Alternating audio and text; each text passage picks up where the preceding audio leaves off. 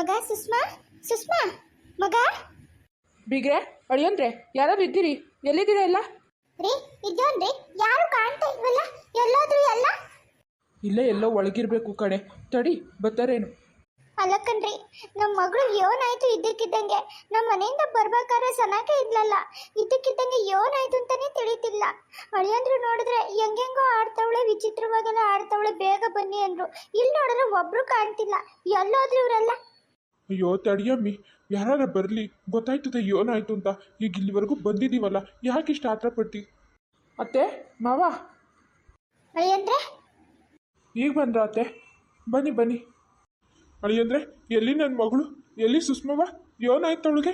ಯಾಕಂಗೆ ಗಾಬರಿಯಿಂದ ಫೋನ್ ಮಾಡಿದ್ರಲ್ಲ, ನಮಗಂತೂ ಕೈ ಕಾಲೇ ಆಡಲಿಲ್ಲ. ಅಳಿಯಂದ್ರೆ ಎಲ್ಲೋದ್ಲು? ಹಾಂ ಹೇಳಿ, ಏನಾಯ್ತು? ಮತ್ತೇನಾದರೂ ತಲೆಗಿಲೆ ಸುತ್ತ ಬಿದ್ದೆ? ಪ್ರಜ್ಞೆ ಇಲ್ವೇ? ಆಸ್ಪತ್ರೆಗೆ ಏನಾದ್ರು ಸೇರಿಸಿರಾ? ಹಾಂ ಎಲ್ಲೋದ್ಲು ಅಳಿಯಂದ್ರೆ? ಎಲ್ಲೋದ್ಲು ಹೇಳಿ. ಎಲ್ಲಿ ನಿಮ್ಮಪ್ಪ ಯಾರು ಕಾಣ್ತಿಲ್ವಲ್ಲ? ಹಾಂ ನನ್ನ ಮಗಳು ಎಲ್ಲಿ ಅಳಿಯಂದ್ರೆ? ಅಯ್ಯೋ ಮಾವ, ಅವಳೇನು ಪ್ರಜ್ಞೆ ಏನು ತಪ್ಪಿಲ್ಲ, ಚೆನ್ನಾಗಿದ್ದಾಳೆ. ಆದರೆ ನಿಮಗೆ ಹೇಗೆ ಹೇಳಬೇಕು ಅಂತ ನನಗೆ ಗೊತ್ತಾಗ್ತಾ ಇಲ್ಲ. ನೀವೇ ನೋಡಿವ್ರಂತೆ, ಬನ್ನಿ ನಮ್ಮನೆ ಪರಿಸ್ಥಿತಿ ಏನಾಗಿದೆ ಅಂತ. ಈಗ ಅವಳು ರೆಸ್ಟ್ ಮಾಡ್ತಾ ಇದ್ದಾಳೆ, ಮಲಗಿದ್ದಾಳೆ ಮಾವ.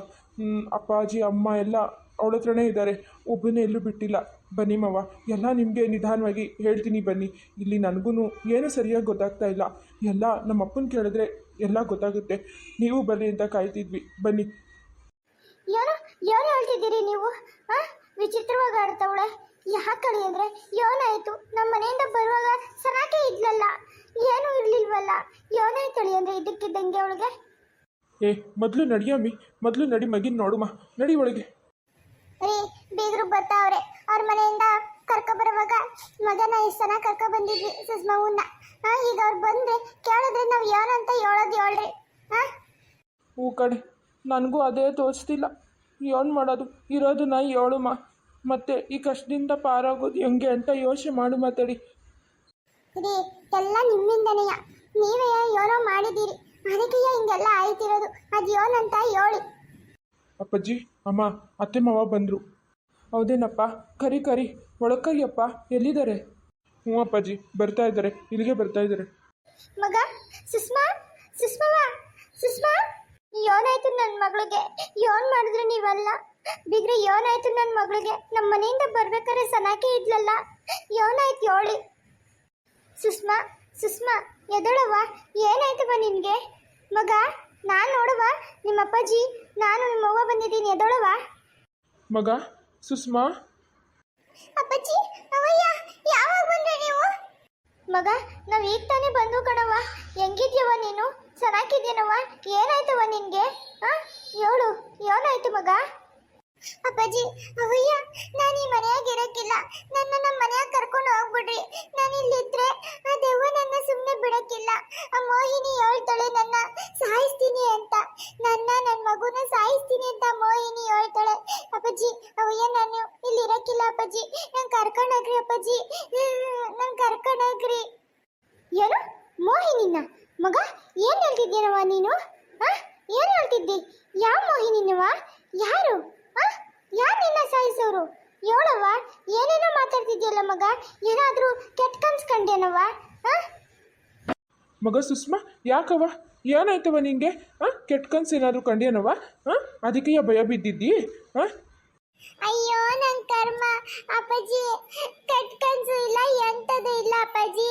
ಇಲ್ಲಿ ನಡೀತಾ ಇರೋದೇ ನಾನು ಹೇಳ್ತಾ ಇರೋದು. ನಿಮ್ಗೆ ಯಾಕೆ ಅರ್ಥ ಆಯ್ತಿಲ್ಲ? ಯಾಕೆ ಎಲ್ಲರೂ ನಂಗೆ ಕನ್ಸ್ಕೊಂಡಿವ್ನಿ ಅಂತ ಎಲ್ಲ ಹೇಳ್ತೀರಾ? ಆ ದೆವ್ವ ನನ್ನನ್ನು ಬಿಡದೆ ಕಾಡ್ತಾ ಇದೆ, ಅದು ನನ್ನ ಸಾಯಿಸ್ತದಂತ ಅಪ್ಪಾಜಿ. ನಾನು ಸುಳ್ಳು ಹೇಳಿದ್ರೆ ಬೇಕಾದ್ರೆ ನಮ್ಮ ಮಾವಯ್ಯನೇ ಕೇಳಿ, ನೀವೇ ಕೇಳಿ ಅಪ್ಪಾಜಿ. ಬಿಗ್ರೆ ಯೋನಿದೆಲ್ಲ? ಯಾಕೆ ನಮ್ಮ ಮಗ ಹಿಂಗೆಲ್ಲ ಆಡ್ತಾ ಇದೆ? ಏನಾಯ್ತು ಇವಳಿಗೆ? ಹೇಳಿ ಬಿಗ್ರೆ, ನೀವಾದರೂ ಹೇಳಿ. ಬೀಗ್ರೆ ಸಮಾಧಾನ ಮಾಡ್ಕೊಳ್ಳಿ, ನಡೆದಿದ್ದೆಲ್ಲ ನಾವು ಹೇಳ್ತೀವಿ, ಬನ್ನಿ ಕೂತ್ಕೊಬರ್ರಿ. ಏನು ಬಿಗ್ರೆ ಕುತ್ಕೊಳ್ಳೋದು? ನಮ್ಮ ಮಗ ಬಸ್ರೆಂಗ್ಸು, ಅವಳು ಈಟೊಂದು ಎದ್ರಕೊಂಡವಳೆ ಅಲ್ಲ.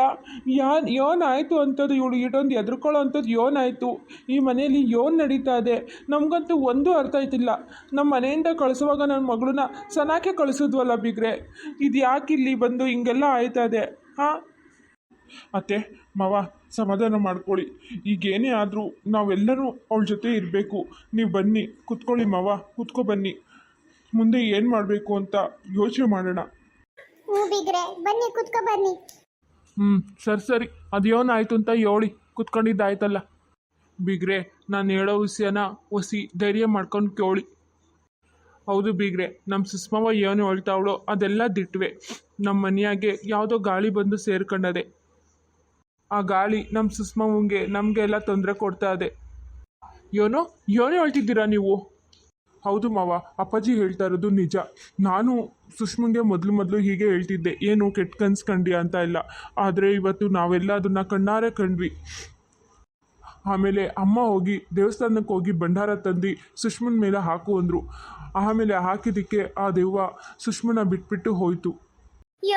ಏನು ಹೇಳ್ತಿದ್ಯಪ್ಪ? ಹಂಗಾರ ನನ್ನ ಮಗಳಿಗೆ ಗಾಳಿ ಸಂಖ್ಯೆ ಆದತ್ತೆ. ಅಯ್ಯೋ ದೇವ್ರೆ, ಬಸ್ರಿ ಹೆಂಗ್ಸ್ ಬೇರೆ. ಯಾರಪ್ಪ ಯಾರಿಂಗೆಲ್ಲ ಕಾಟ ಕೊಡ್ತಿರೋದು? ನಾವ್ ಯಾರಿಗೂ ಏನು ಮಾಡಿಲ್ವಲ್ಲ. ನನ್ನ ಮಗಳಿಗೆ ಯಾಕೆ ಹಿಂಗಾಯ್ತಾ ಇದೆ? ಯಾರ ಆತ್ಮ ಅದು? ಯಾರ ಆತ್ಮ ಬಂದು ನನ್ನ ಮಗಳನ್ನ ಹಿಂಗೆಲ್ಲ ಆಟ ಆಡಿಸ್ತದೆ? ಅದಕ್ಕೂ ನಮಗೂ ಏನ್ ಸಂಬಂಧ? ಅದಾದ್ರೂ ತಿಳಿತಾ ನಿಮ್ಗೆ? ಹೇಳಿ ಬೀಗ್ರೆ, ಯಾಕೆ ಸುಮ್ಮನಿದ್ದೀರಾ? ಹೇಳಿ, ಯಾರದು?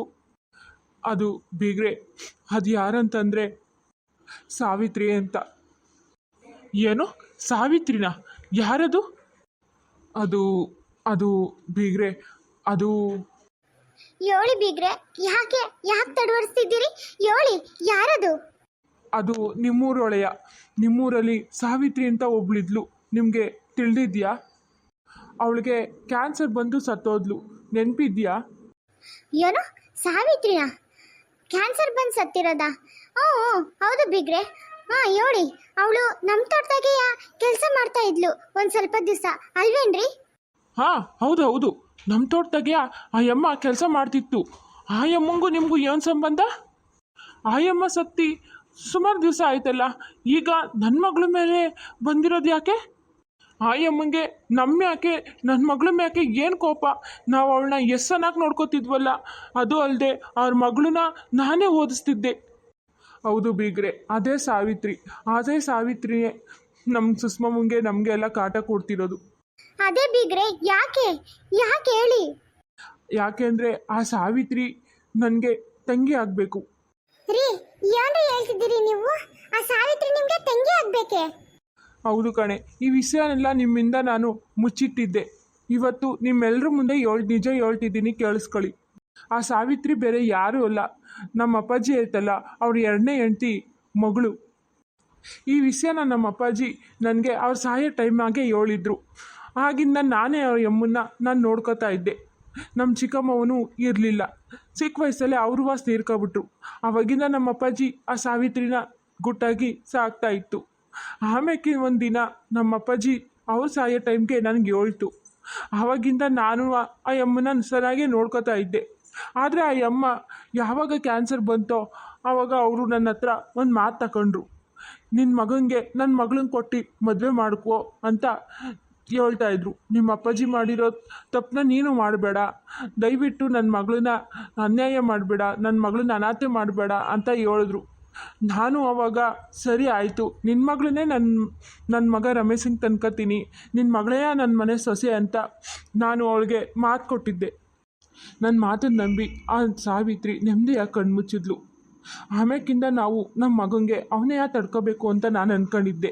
ಈ ವಿಷಯ ನನ್ನ ಹೆಂಡತಿ ಜೊತೆಗೆ, ನನ್ನ ಮಗನ ಜೊತೆಗೆ ಮಾತಾಡಬೇಕು ಅನ್ನೋ ಅಷ್ಟರಾಗೆ ನನ್ನ ಮಗ ಬಂದು ನಿಮ್ಮ ಮಗಳನ್ನ ಪ್ರೀತಿ ಮಾಡ್ತಾ ಇರೋ ವಿಷಯನ ಹೇಳ್ದ.